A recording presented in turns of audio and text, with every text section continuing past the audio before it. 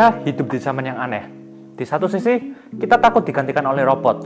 Kita takut akan AI yang akan mengambil pekerjaan kita. Kita takut akan algoritma yang akan membuat keahlian kita menjadi tidak relevan. Namun ironisnya, cara kita merespon ancaman itu adalah dengan mencoba menjadi robot yang lebih baik lagi. Kalian bangun pagi, kemudian kalian minum kopi, dan langsung masuk ke mode hustle. Kalian mengoptimalkan setiap detik. Kalian belajar hal-hal yang kalian benci hanya karena itu yang sepertinya dibutuhkan oleh pasar. Kalian memaksa otak kalian menghafal data menjadi lebih efisien, mematikan perasaan kalian. Kalian berkompetisi dengan mesin dalam permainan yang didesain untuk dimenangkan oleh mesin. Dan coba tebak, kalian pada akhirnya akan kalah, kalian lelah, dan kalian akan merasa burnout. Dan yang paling parah, kalian kehilangan rasa ingin tahu. Kalian menjadi skrup dalam sebuah mesin industri yang tidak peduli pada kalian. Tetapi ada jalan keluarnya. Baru-baru ini saya melihat sebuah tren menarik. Orang-orang mulai bicara tentang konsep yang sebenarnya konsep kuno. Sebuah konsep yang disebut sebagai Renaissance Man. Ini adalah antitesis dari spesialisasi. Ini adalah ide tentang manusia yang utuh, yaitu seorang pemikir, pencipta, manusia yang tidak bisa dikotak-kotakkan. Dan jika kita ingin bisa survive dari gelombang AI, kalian butuh sebuah mental mode yang baru. Atau lebih tepatnya, mental mode yang sangat tua. Hari ini saya akan membahas otak salah satu pemikir favorit saya, yaitu Michel de Montaigne. Dia adalah seorang filsuf Prancis yang hidup ratusan tahun yang lalu. Tapi entah bagaimana, dia lebih mengerti tentang masalah modern daripada kita sendiri. Dia menulis sebuah mahakarya, sebuah masterpiece yang berjudul The Essays. Karya literaturnya membahas berbagai topik yang bisa menjadi panduan hidup kita. Pendidikan, persahabatan, kematian, bahkan cara mendidik anak. Tapi pelajaran terbesar Montaigne bukan pada apa yang dia tulis, tetapi pada bagaimana dia mendekati hidup. Ini adalah blueprint untuk kembali menjadi manusia yang seutuhnya. Mari kita bicara tentang sekolah. Sistem pendidikan kita didesain pada era revolusi industri. Tujuannya sebenarnya satu, mencetak pekerja pabrik yang baik, yang duduk diam, dengarkan instruksi, hafalkan apa yang perlu dihafal, terus ulangi sampai ada yang rusak. Sistem ini tidak didesain untuk menciptakan pemikir, hanya didesain untuk menciptakan kepatuhan. Montaigne membenci ini. Di zamannya, sekolah di Prancis adalah tempat yang kejam. Siswa dipukul, guru menyalahgunakan kekuasaan, dan potensi intelektual anak muda pada saat itu dihancurkan atas nama disiplin. Terdengar familiar? Mungkin secara fisik kita tidak lagi dipukul, tetapi mental kita dipukul setiap hari. Dengan kurikulum yang membosankan, dengan materi yang tidak relevan. Ayah Montaigne punya ide gila pada zaman itu. Dia tidak ingin anaknya dididik dengan kekerasan. Dia ingin menanamkan satu hal yang paling berbahaya bagi sistem, yaitu cinta pada kegiatan belajar itu sendiri. Bayangkan, masa kecil Montaigne itu bisa dibilang sangat unik. Bahasa pertamanya adalah Latin, bukan karena dipaksa menghafal di kelas, tetapi karena ayahnya membuat peraturan bahwa di rumah hanya boleh berbicara dengan bahasa Latin. Jadi dia belajar secara natural, lewat imersi, lewat permainan. Dan inilah pilar pertama filosofi Montaigne, obsession over obligation, atau obsesi di atas kewajiban. Dalam esainya tentang pendidikan anak, Montaigne menekankan satu poin yang berulang-ulang. Jangan pernah membuat anak belajar dengan cara yang begitu keras, sampai mereka kehilangan kegembiraan dalam aktivitas belajar tersebut. Pelajaran ini berlaku juga untuk kalian. Banyak dari kalian terjebak dalam hustle culture. Kalian merasa bersalah jika membaca novel fiksi. Kalian merasa tidak produktif jika belajar sejarah, atau filsafat, atau seni. Kalian memperlakukan otak kalian seperti hard drive yang harus diisi sepenuh-penuhnya. Montaigne menolak itu. Dia membenci kurikulum menghafal hanya untuk menghafal. Dia hanya belajar apa yang dia inginkan. Poinnya adalah energi itu adalah mata uang. Jika kalian memaksakan diri untuk mempelajari coding misalnya, hanya karena gajinya besar, tetapi kalian membencinya, kalian akan lelah. Kalian akan kalah dengan orang yang mempelajarinya karena obsesi. Montaigne membaca Seneca dan Plutarch bukan karena itu ada di ujian, tetapi karena dia menikmatinya. Dia dipandu oleh enjoyment. Di era kreator ekonomi ini, rasa ingin tahu adalah sebuah kompas. Ikutilah itu, jangan matikan apinya hanya karena kalian merasa tidak produktif. Karena pada akhirnya, orang yang paling berbahaya bukanlah orang yang paling disiplin. Orang yang paling berbahaya adalah orang yang bersenang-senang saat bekerja.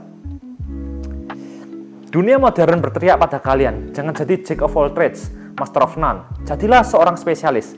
Saran yang buruk, spesialisasi adalah untuk serangga, spesialisasi adalah untuk robot.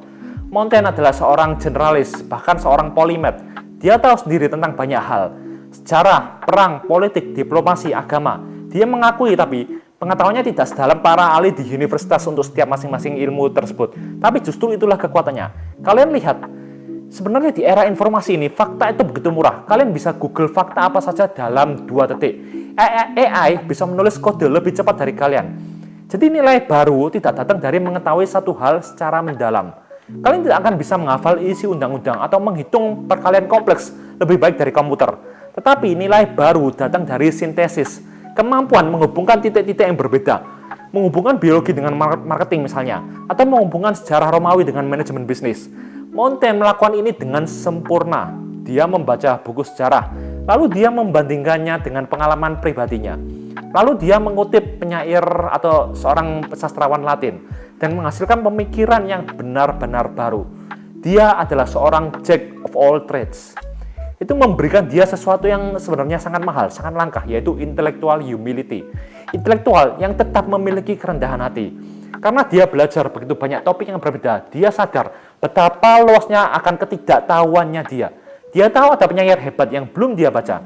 Dia tahu teknologinya, teologi atau doktrinnya tidak selevel seorang pendeta. Dia tahu bahwa dia tidak tahu akan banyak hal. Dan ini membuatnya fleksibel. Dia tidak dogmatis, dia tidak kaku. Dia sering bertanya pada siapa saja, mulai dari ahli tata kota hingga tukang potong daging. Dia ingin tahu pendapat mereka tentang dunia. Dia mengetuk pintu gereja untuk bertanya pada pendeta, hanya untuk melihat perspektif lain. Bandingkan dengan para expert modern yang sangat arogan, yang merasa tahu segalanya hanya karena mereka mempunyai gelar PhD di satu bidang yang sempit. Apalagi banyak juga yang merasa expert padahal tidak memiliki pendidikan akademis. Tapi Montaigne mengajarkan kita untuk menjadi seorang student of life, untuk melihat dunia dengan lensa lebar, bukan mikroskop. Di masa depan, kemampuan untuk beradaptasi dan menghubungkan ide akan jauh lebih berharga daripada kemampuan hanya untuk sekadar menghafal prosedur teknis. Ada satu esai Montaigne yang sangat menampar ego kita, setidaknya ego saya, yaitu judulnya Of Pedantry, atau tentang orang yang sok pintar. Dia mengajukan pertanyaan sederhana, kenapa ada orang yang sangat terpelajar tetapi menjadi orang paling bodoh ketika kalian menemuinya? Kalian pasti kenal tipe orang seperti ini, orang yang bisa mengutip teori rumit tapi hidupnya berantakan, orang yang punya gelar berderet tapi tidak punya empati atau karakter. Montaigne menyebut mereka sebagai pedants. Mereka yang menutupi diri mereka dengan baju sirah orang lain. Mereka mengutip Plato, bukan untuk memahami kebenaran, tapi hanya untuk terlihat pintar. Mereka mencoba menipu orang lain. Bagi Montaigne, tujuan belajar itu bukan untuk menumpuk fakta. Tujuan belajar adalah transformasi karakter. Ini kembali ke ajaran Aristoteles, yaitu tentang kebajikan. Jika kalian membaca buku tentang produktivitas, tapi kalian tetap malas, itu artinya kalian belum belajar apapun. Jika kalian membaca buku filsafat stoik, tapi kalian masih marah-marah saat macet, kalian hanyalah seorang turis intelektual. Pengetahuan harus masuk ke dalam sumsum tulang kalian. Pengetahuan harus mengubah perilaku kalian. Montaigne tidak ingin menjadi ensiklopedia berjalan, karena ingatannya buruk menurut dia.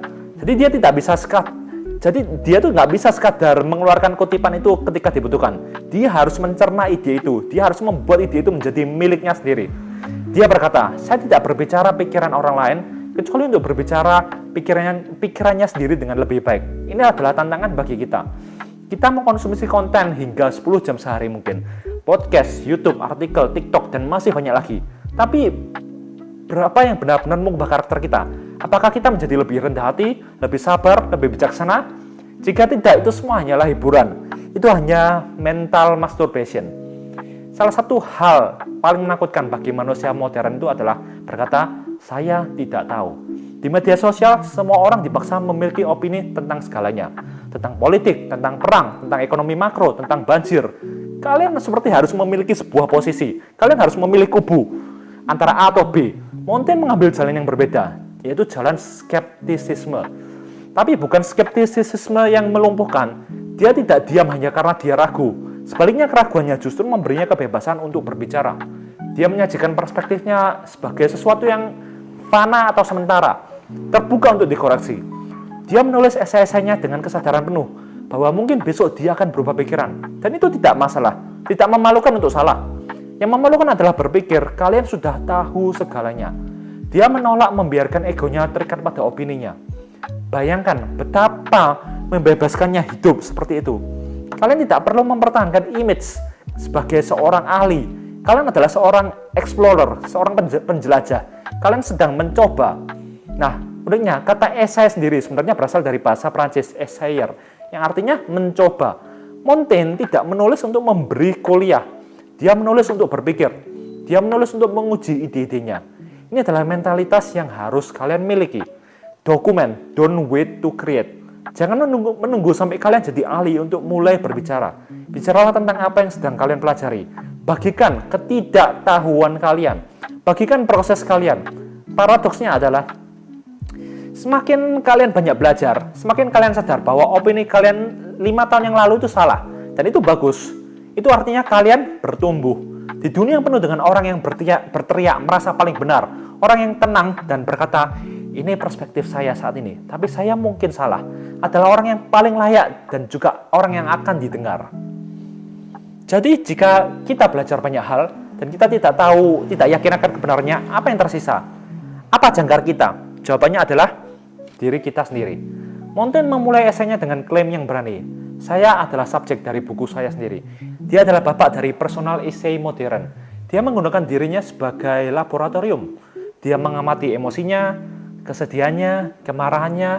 Dia melihat ke dalam untuk memahami manusia secara umum. Ini adalah the ultimate needs. You are the needs. Montaigne sadar bahwa dia tidak bisa membuat teori universal untuk semua orang. Dia tidak mencoba membuat grand theory of everything. Dia hanya ingin tahu cara menjalani hidup spesifik, yaitu dengan gembira dan penuh kebajikan. Dia membangun model mental untuk dirinya sendiri, dan dia terus merevisi model itu seiring bertambahnya usia. Kalian lihat, naskah esainya terus direvisi, ditambah, diubah. Itu adalah dokumen yang hidup. Sama juga seperti kalian. Pelajaran terbesar dari Montaigne adalah tujuan akhir dari semua pembelajaran, semua buku, semua podcast, dan semua hustle itu adalah untuk menjawab satu pertanyaan. How to live? Atau bagaimana cara untuk hidup? Bukan cara menjadi kaya, bukan cara menjadi terkenal, tetapi cara untuk hidup. Cara menangani emosi, cara berinteraksi dengan orang lain, cara berdamai dengan ketidaksempurnaan diri sendiri. Dunia ingin kalian menjadi mesin, efisien, spesialis, patuh, tanpa perasaan. Menolak itu adalah tindakan pemberontakan. Menjadi Renaissance man di abad 21 bukan berarti kalian harus bisa melukis seperti Da Vinci atau berperang seperti Jenderal Romawi. Tapi ini tentang menolak untuk dikotak-kotakkan. Ini berarti kalian menyeimbangkan ketegangan dalam diri kalian sendiri. Antara rasa ingin tahu yang liar dan kedalaman untuk berpikir. Antara belajar dari orang hebat dan mempercayai pengalaman sendiri. Antara kerendahan hati dan keberanian untuk berkarya. Montaigne melakukannya dari menara perpustakaannya. Ratusan tahun yang lalu, dia menarik diri dari keributan politik Prancis untuk menemukan dirinya sendiri. Kalian tidak perlu merasa harus mempunyai menara kastil. Kalian hanya perlu sebuah ruang mental. Mulai hari ini cobalah satu hal praktis. Baca sesuatu yang tidak berhubungan dengan pekerjaan kalian. Lalu tuliskan refleksi kalian tentangnya, bukan ringkasan, tapi refleksi. Bagaimana ide itu berhubungan dengan hidup kalian? Campurkan pemikiran orang terkenal lainnya dengan pengalaman receh kalian sehari-hari. Itulah cara kalian berhenti menjadi robot. Itulah cara kalian mulai berpikir sendiri. Dan di era di mana semua orang berpikir sama, berpikir sendiri adalah aset paling berharga yang bisa kalian miliki. Jadilah manusia sepenuhnya. Terima kasih sudah menonton video ini.